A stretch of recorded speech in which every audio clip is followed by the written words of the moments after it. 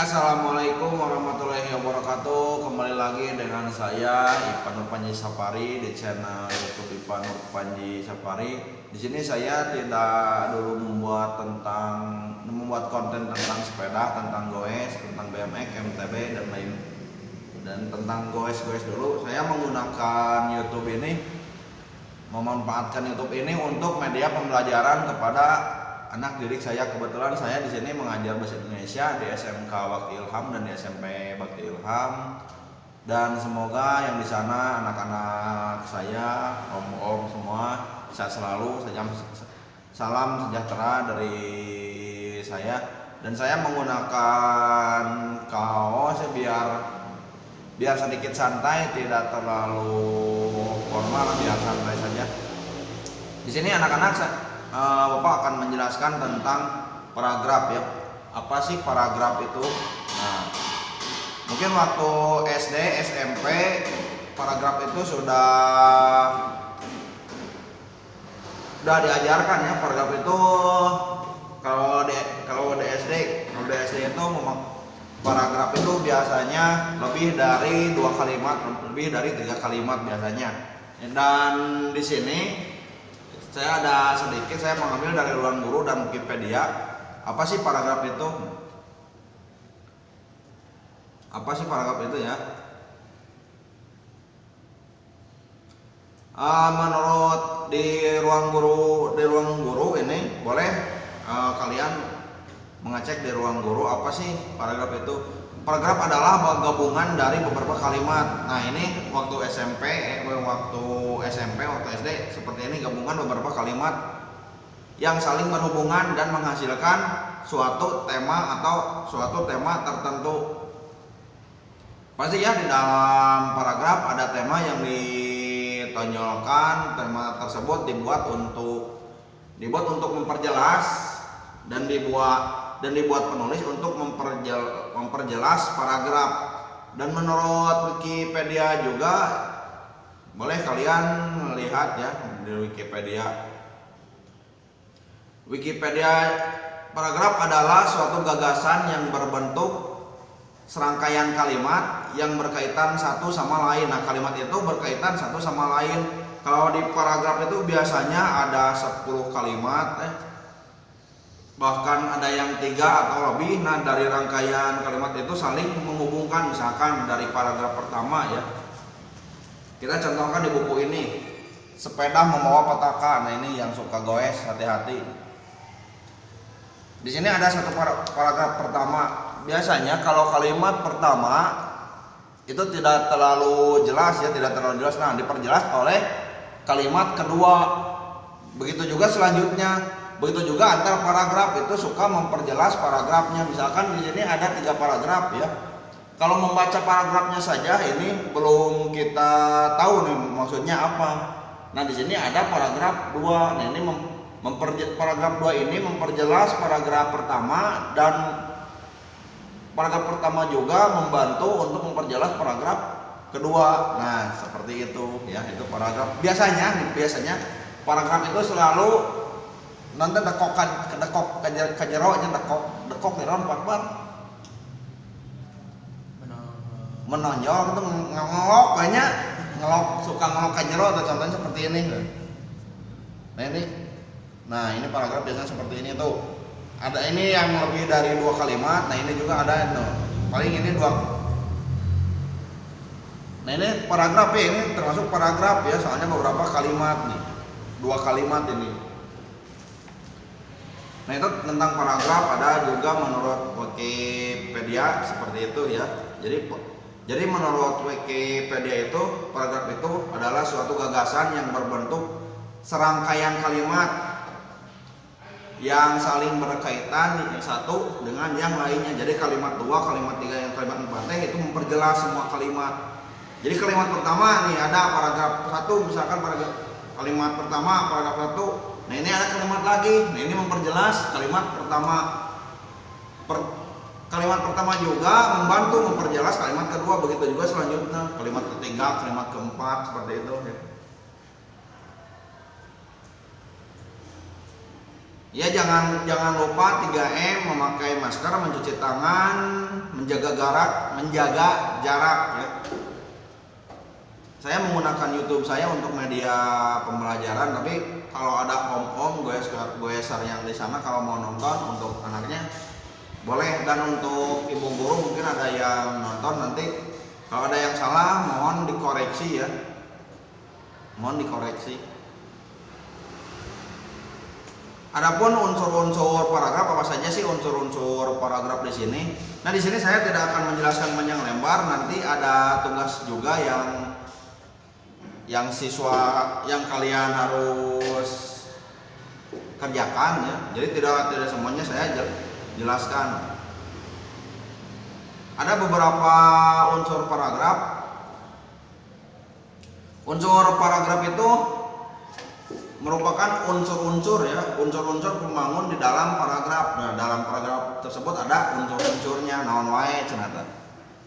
Kalau unsur membangun paragraf berfungsi membentuknya, kalau unsur dalam paragraf itu berfungsi membentuk kalimat agar menjadi kalimat itu lebih baik. Nah, biasanya paragraf itu seperti halnya novel, seperti halnya puisi. Jadi aya perbendaharaan kata ya, pemilihan kata yang baik dan benar. Unsur paragraf yang pertama itu adalah topik atau gagasan utama. Nah, topik ini mau topik utama, mau gagasan utama, mau tema itu sama saja ya. Seolah-olah topik dan gagasan utama ini jantungna paragraf. Jadi lamun ningali aya gagasan utama, anu pembacaan teh pasti apa maksudnya naon? Oh, ieu tentang ieu. Oh, ieu tentang religi. Oh, ieu tentang sosial. Nah, ini penulis ini menuliskan gagasan utama ini supaya tahu pembacanya itu maksudnya ini seperti apa.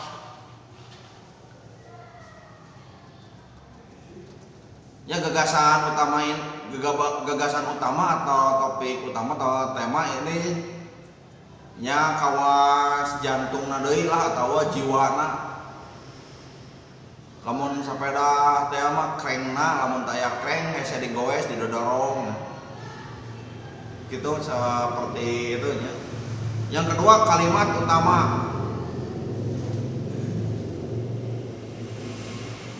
Kalau kalimat utama biasanya kalimat utama ieu. Nah, ieu kalimat utama. Di sini kalimat utama. Biasanya kalimat utama berisi gagasan utama yang diletakkan secara tersurat pada awal atau akhir paragraf. No, secara tersurat. Jadi secara tertulis, teu aya dina buku anu secara tersirat. Jadi tersirat teh manya si penulis jeung si pembaca bukuna dihijikeun di bejaan untuk itunya. Jadi ini penulis ini tersurat nih gagasan apa? Kalimat utamana bahwa di akhir paragraf maupun di awal paragraf. Jadi henteu tersirat, henteu si penulis teh ngomong ka si pembacaan aja henteu kitu. Jadi tersirat. Jadi naon maksudna? Oh, iya maksudna, nah seperti itu ya. Dan gagasan utama juga itu bersifat umum dan akan dikembangkan oleh kalimat pendukung anu lainna. Jadi tetap saling berkesinambungan. Yang ketiga, unsur paragraf, kalimat penjelas atau kalimat pendukung. Seperti yang dijelaskan sebelumnya ya, kalimat pendukung berfungsi untuk mengembangkan dan memperkuat gagasan yang disampaikan pada kalimat utama. Nah, ini seperti yang tadi saya jelaskan, jadi saling mendukung. Anu kalimat pertama didukung deui ku kalimat kedua, didukung deui ku kalimat katilu. Jadi sebuah paragraf, nah di tengah-tengah biasanya supaya jantung atau tema topik utama atau gagasan utama ya.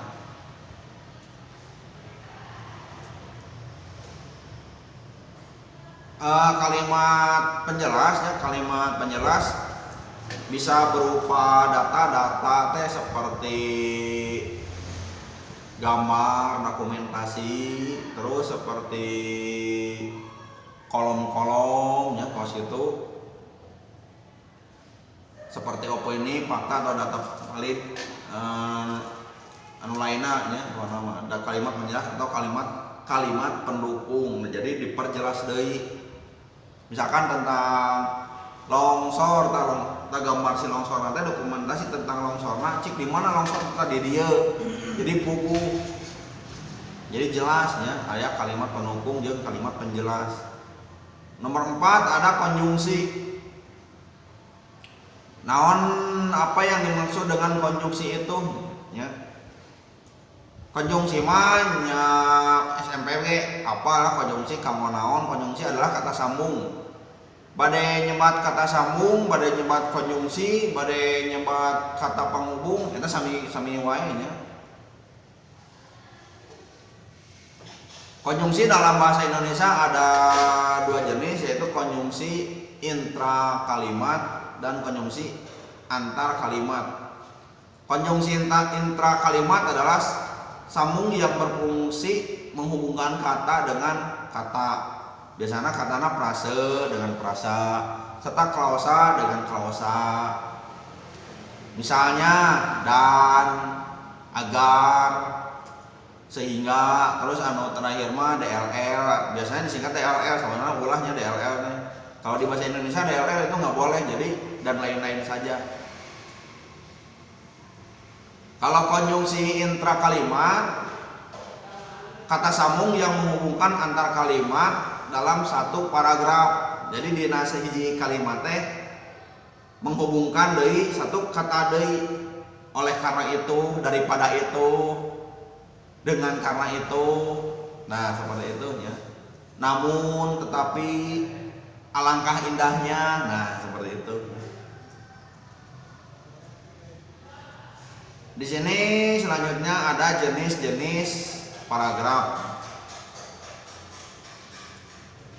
Kalau ini dijelaskan mungkin untuk saya merekamnya di HP, jadi sedikit untuk menjelaskan, nanti tugasnya langsung di sini saja ya.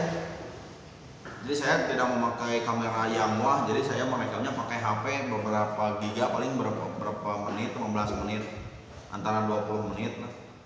Selanjutnya paragraf narasi. Kalau paragraf narasi itu menuliskan dari awal sampai akhir berdasarkan urutan waktunya. Nah, itu paragraf narasi. Misalnya perjalanan aktor ya, misalkan aktor Indro Warkop dari awal sampai dari awal terbentuknya DKI sampai sekarang ini Kasino dan Dono meninggal dunia. Nah, itu narasi dijelaskan dari awal sampai akhir.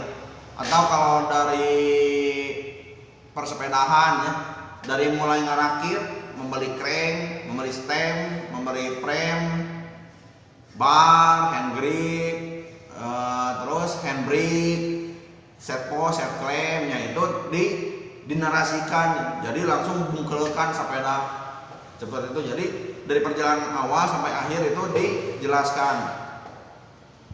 Lanjut paragraf eksposisi.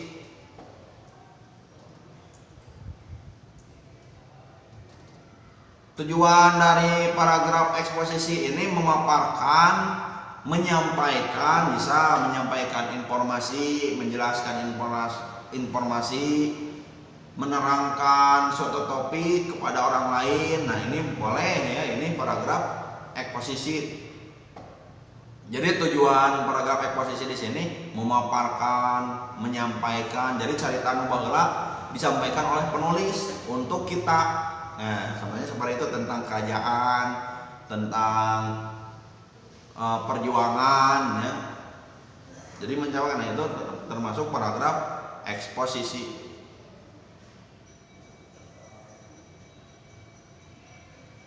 Lanjut paragraf argumentasi.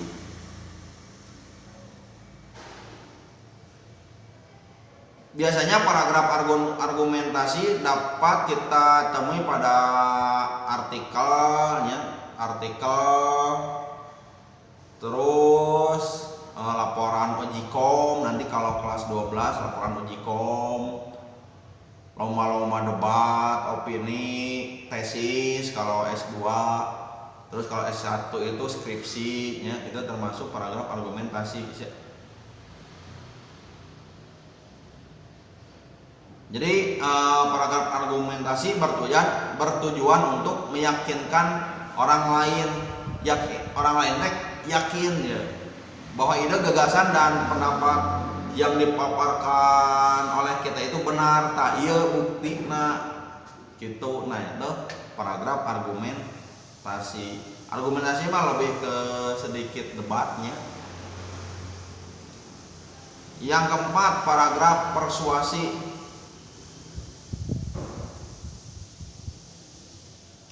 Paragraf persuasi.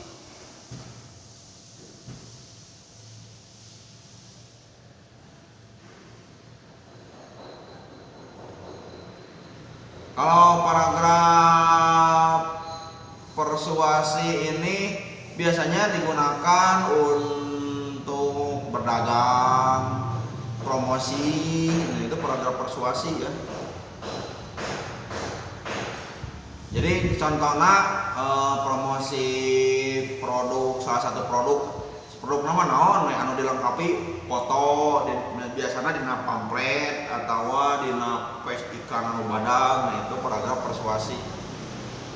Jadi supaya anu penulis bertujuan untuk anu nonton teh atau anu membaca teh tertarik. Misalkan ayeuna kerja mana glowing ya. Nah si penulis teh membuat tentang iklan tentang glowing dan ada produknya. Jadi seolah-olah anu ningali anu maca teh nyobaan teh. Nah seolah-olah kitunya itu paragraf persuasi.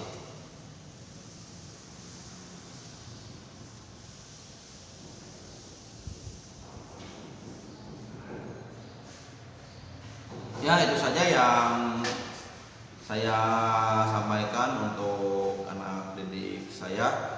Untuk tugasnya boleh kalian cari di ruang guru Wikipedia. Tugasnya yang pertama, apa yang dimaksud dengan paragraf deduktif? Paragraf deduktif itu apa ya? Itu yang pertama, paragraf deduktif. Yang kedua, paragraf induktif. Yang kedua, paragraf induktif. Nah ini gampang, ini gampang ya kalau paragraf deduktif, induktif, paragraf campuran ini gampang, makanya saya dikasihkan tugas enggak yang berat-berat, ini gampang. Ini bisa soalnya pernah diajarkan waktu SD, waktu SMP. Jadi jelaskan paragraf deduktif, paragraf induktif, paragraf campuran, paragraf deduktif, paragraf induktif, dan paragraf campuran. Nah itu jelaskan tentang itu ya. Terus apa saja sih, bagaimana kalimat atau paragraf yang baik, bentuk paragraf yang baik. Nah dalam menulis sebuah artikel, menulis dalam sebuah laporan ya, kamu juga harus memahami syarat dan struktur menulis sebuah paragraf yang baik dan benar, supaya kalimatnya anu dibentuk teh supaya padu, supaya klop. Naon wae cenah supaya paragraf tersebut baik. Anu pertama punya kesatuan.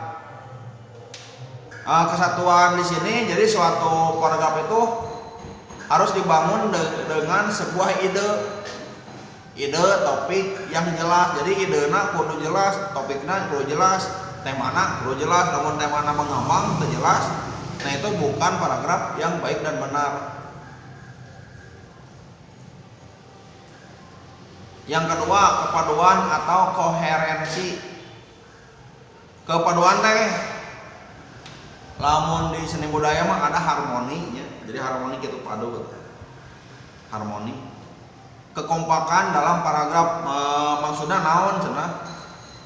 Kekompakan dalam paragraf. kalimat satu dengan kalimat yang lainnya, atau kalimat satu yang kalimat 2, 3, 4, 5 itu harus logisnya, harus logis untuk mendukung kalimat-kalimat selanjutnya dan untuk mendukung paragraf-paragraf selanjutnya. Jadi kudu harus logis. Dan terakhir, kelengkapan. Ketika unsur paragraf dan tulisan kamu ada yang hilang, misalkan hilang, maka tulisan kamu bisa dibilang lengkap misalkan teh.